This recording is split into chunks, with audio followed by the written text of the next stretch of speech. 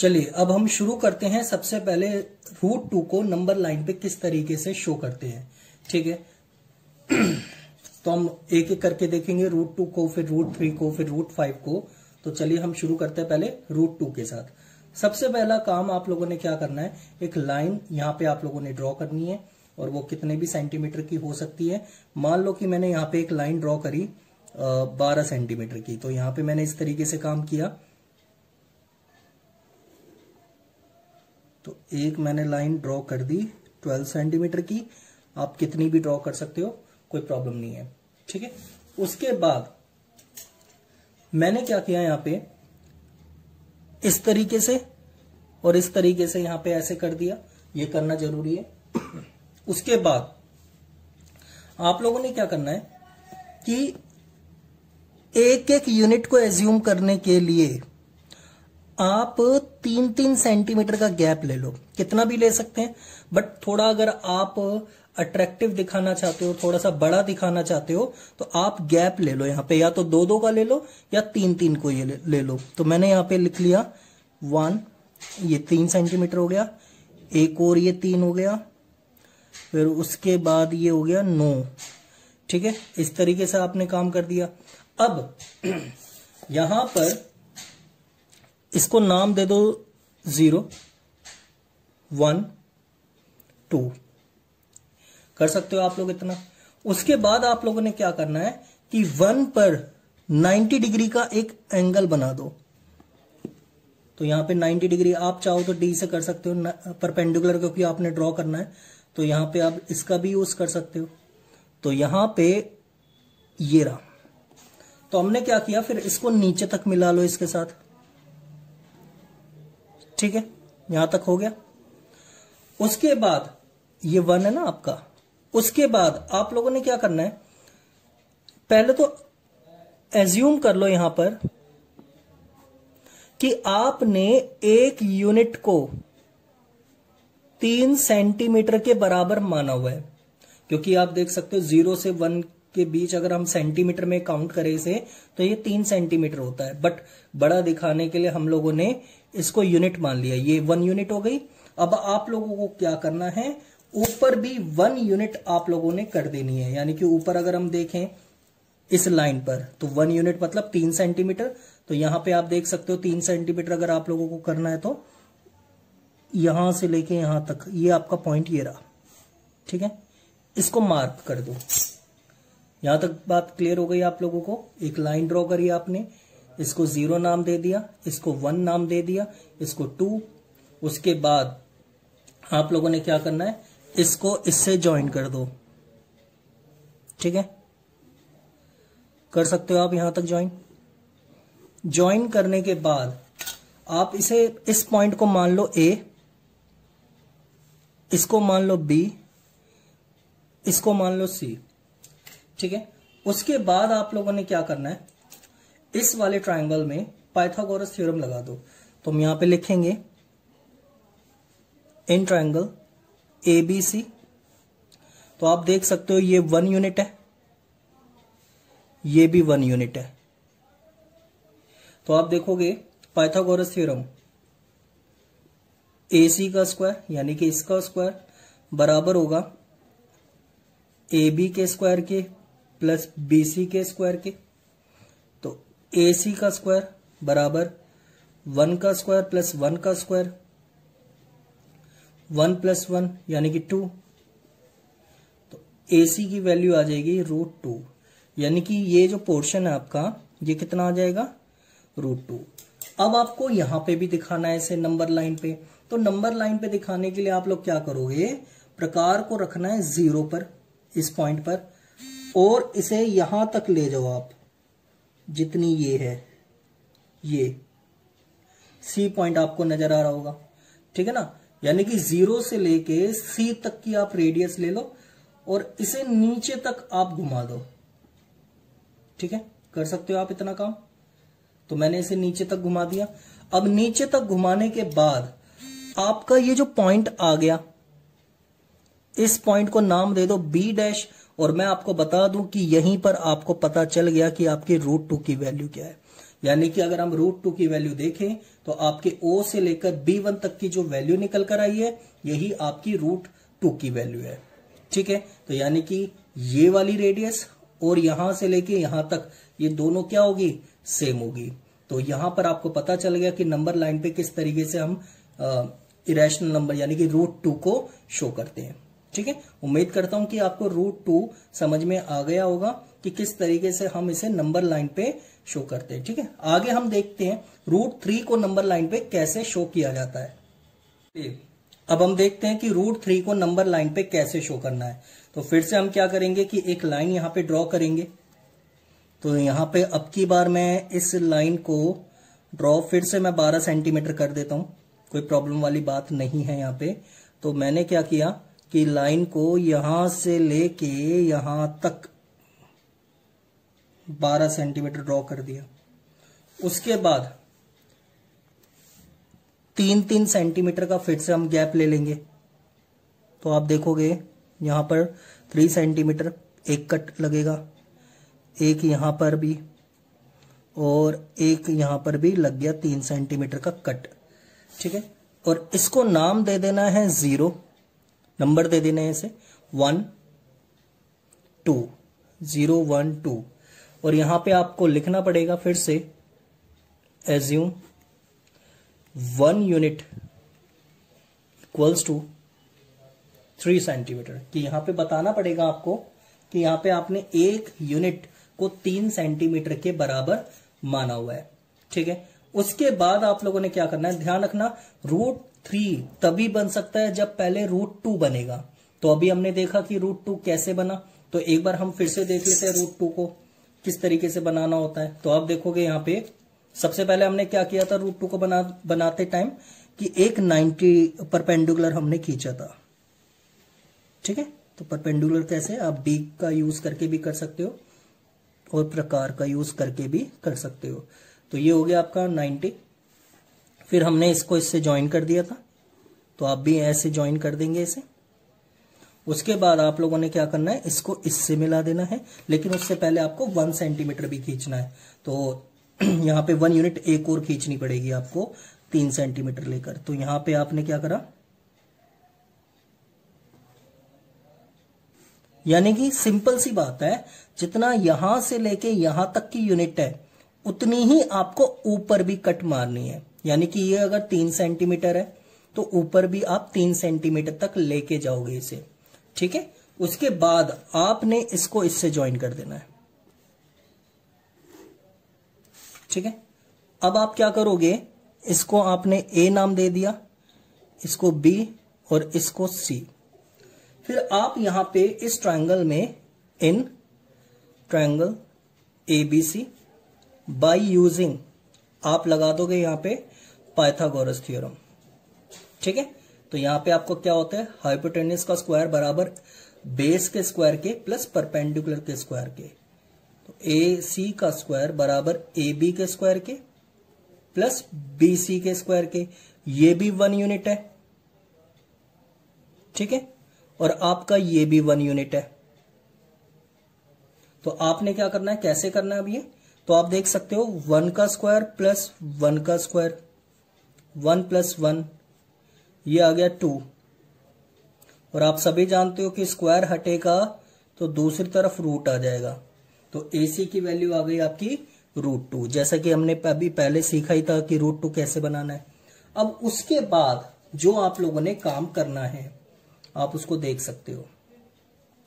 प्रकार को यहां रखना है और आपने इतनी रेडियस ले लेनी है जो आपको ये नजर आ रहा है। ठीक है, और उसको आप नीचे तक ले जाओ। ठीक है, अब इस पर नीचे ले जाने के बाद ये जो पॉइंट आएगा इसको नाम दे दो B' और ये आपकी वैल्यू आ गई √2 की। ठीक है, यहां तक हमने अभी इससे पिछले अभी हमने जस्ट पहले अभी देखा कि किस तरीके से √2 बनाते हैं। तो यहां तक √2 का काम खत्म हो गया। उसके बाद आप लोगों ने क्या करना है, B' के पैरेलल यानी कि B' C के पैरेलल एक और आप लोगों ने लाइन खींचनी है बिल्कुल सेम यानी कि इक्वल यानी कि 3 सेंटीमीटर। तो जस्ट इसके पैरेलल होनी चाहिए। तो हम देखेंगे इस तरीके से कि यहां पर पैरेलल लाइन खींचनी है, तो इसके तो आप देखोगे ये खींच दी हमने इसके पैरेलल, ठीक है, ये रहा।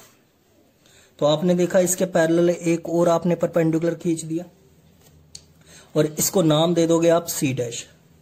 फिर उसके बाद आपने क्या करना है कि इसको इससे मिला दो, यानी कि जो सी डैश निकल के आया है उसको आप 0 से मिला दो, यानी कि ए से मिला दो। मिला दिया आपने। अब मिलाने के बाद फिर से आपने क्या करना है, पाइथागोरस थ्योरम यहां पे लगानी है फिर से। तो आप देखोगे एक ट्रायंगल और बनता हुआ नजर आ रहा होगा और उस ट्रायंगल का नाम है in triangle A B dash C dash, A B dash C dash. तो इस ट्रायंगल में आप अगर देखो पाइथागोरस थ्योरम अगर हम लगाएंगे तो ए सी डैश का स्क्वायर बराबर होगा ए बी डैश के स्क्वायर के plus B dash C dash का square, B dash C dash का स्क्वायर। तो अब आप यहां पे रख दो। अब आप देख सकते हो कि किस तरीके से हमारी चीजें यहां पे आने वाली है।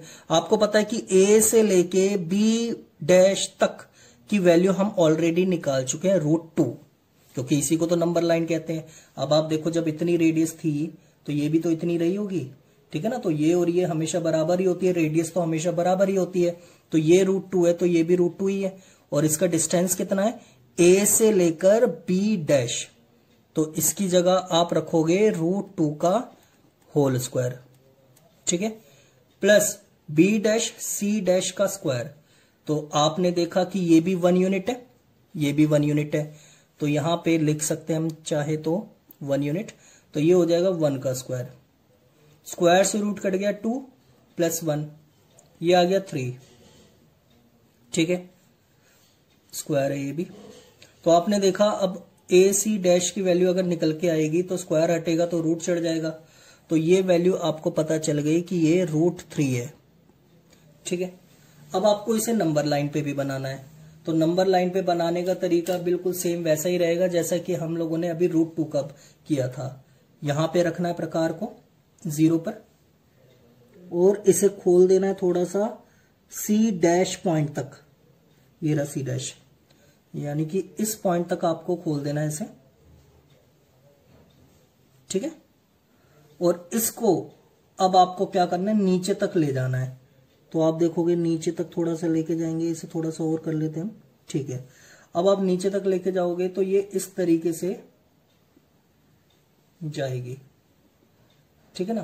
तो अब आपका ये जो पॉइंट आएगा यहां पे, ठीक है, इस चीज को हम लोग क्या करेंगे, इसी को नाम दे देंगे आपका क्या, √3। यानी कि ये जो पॉइंट निकल के आएगा इसको आप कुछ भी नाम दे सकते हो। आप चाहो तो इसे बी डैश है, आप इसे B1 नाम दे दो, ठीक है, कुछ भी दे सकते हैं, ना भी दो तो भी कोई प्रॉब्लम नहीं है, पॉइंट तो आपने मार्क कर ही दिया है। तो ये आपका √3 कंप्लीट हो चुका है, ठीक है।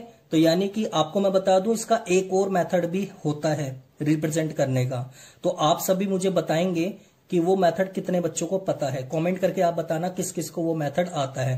ये मैं आप लोगों के ऊपर छोड़ रहा हूं, ठीक है। दोनों में से कोई सा भी मेथड आप यूज कर सकते हो। एक मेथड मैंने बता दिया, एक मेथड आप लोग खुद बताना कि वो कौन सा मेथड है, ठीक है।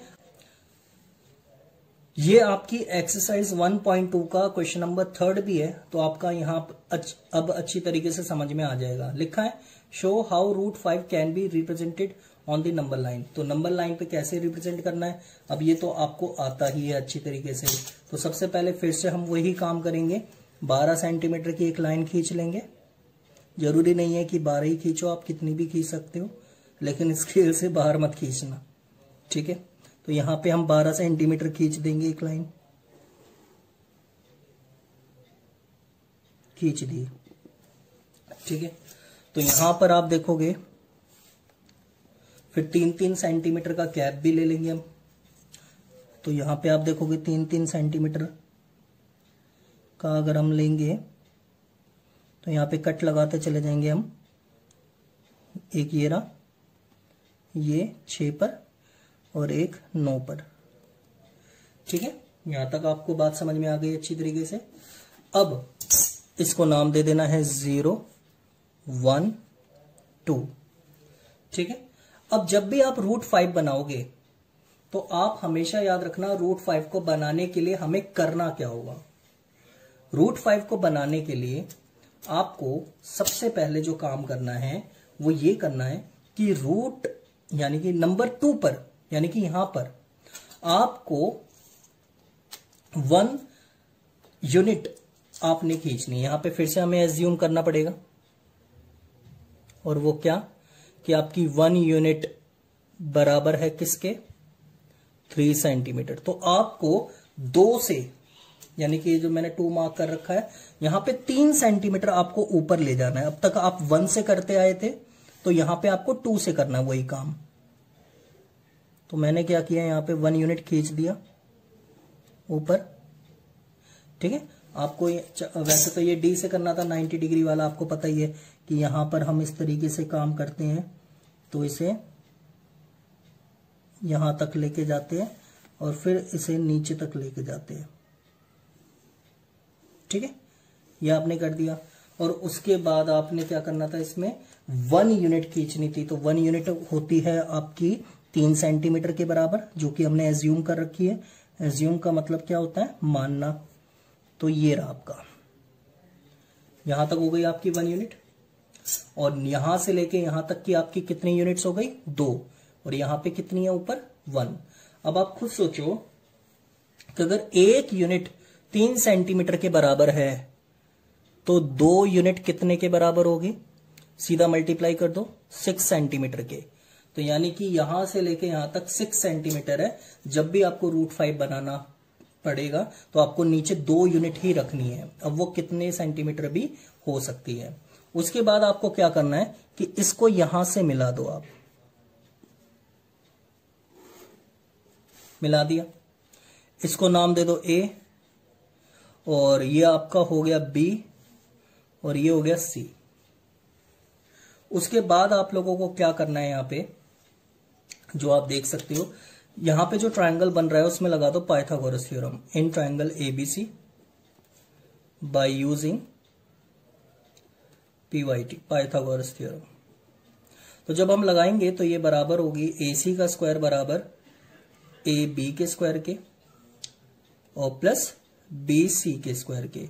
आपको पता है क्योंकि यहां से लेके यहां तक ये आपकी 2 यूनिट है और ये आपकी 1 यूनिट है।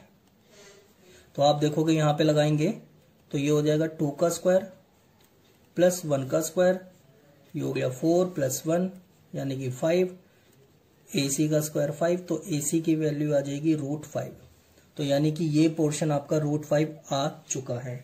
ठीक है, अब आपको बनाना है नंबर लाइन पे √5। तो फिर से आप लोगों को काम पता ही है कि क्या होने वाला है। प्रकार को रखना है यहां पे और फिर इसे C तक ले जाएंगे हम। ठीक है, और इस पॉइंट तक इसे नीचे ले आएंगे। ठीक है, अब ये नीचे जिस पॉइंट पे भी आएगा, ठीक है, B को मान लो थोड़ा सा इधर कर देते हैं, इसे B1 नाम दे देते हैं। तो ये वैल्यू जो आपकी होगी, ये जिस पॉइंट पे ये इंटरसेक्ट कर गया, कट कर गया, तो इसको हम बोलेंगे √5। ठीक है, यानी कि √5 को नंबर लाइन पे कुछ इस तरीके से रिप्रेजेंट किया जा सकता है।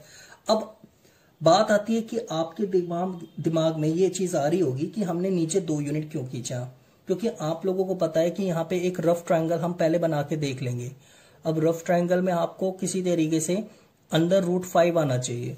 तो आप देखोगे अंदर √5 आना चाहिए, तो किस तरीके से आ सकता है, या तो ऊपर 2 यूनिट हो जाएगी, नीचे 1 यूनिट हो जाएगी, क्योंकि 2 का स्क्वायर होता है 4, 1 का स्क्वायर 1 ही होता है, 4 और 1 5, या फिर नीचे 2 यूनिट हो जाएगी, ऊपर अगर हम 1 यूनिट खींच लेते हैं, ठीक है ना, तो 2 का स्क्वायर 4 प्लस 1, और ये भी क्या आ जाएगा 5। ठीक है, तो इस तरीके से आप देख सकते हो। इसलिए √5 के केस में हमें नीचे 2 यूनिट रखनी है।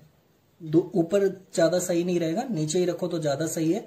तो 2 यूनिट हमने नीचे खींची, 2 यूनिट का मतलब 6 सेंटीमीटर, और 1 यूनिट हमने ऊपर ड्रॉ कर दी, खींच दी। परपेंडिकुलर खींच दिया 1 यूनिट यानी कि 3 सेंटीमीटर। फिर इसको हमने इससे मिला दिया और आपने देखा पाइथागोरस थ्योरम लगा के √5 आ गया हमारा। तो अगर ये √5 है तो इतनी ही नहीं, आप नीचे घुमा दो, नीचे भी आप देखोगे √5 आ गया, यानी कि यहां से लेके ए से लेकर AB1 आपका ये माना जाएगा किसके बराबर, √5 के। तो यानी कि मैं उम्मीद करता हूं कि आपको यहां पे √2, √3, √5 तीनों ही चीजें अपने अच्छी तरीके से समझ में आ गया होगा कि किस तरीके से हम इसे नंबर लाइन पे रिप्रेजेंट करते हैं। ठीक है, तो आज की क्लास में ये आप लोगों के आज के इस वीडियो में ये एक्सरसाइज खत्म हो चुकी है। तो होमवर्क में आप एक बार इन्हें खुद से करके देखना। अगले वीडियो में हम आगे की बात करेंगे। तब तक के लिए थैंक यू सो मच।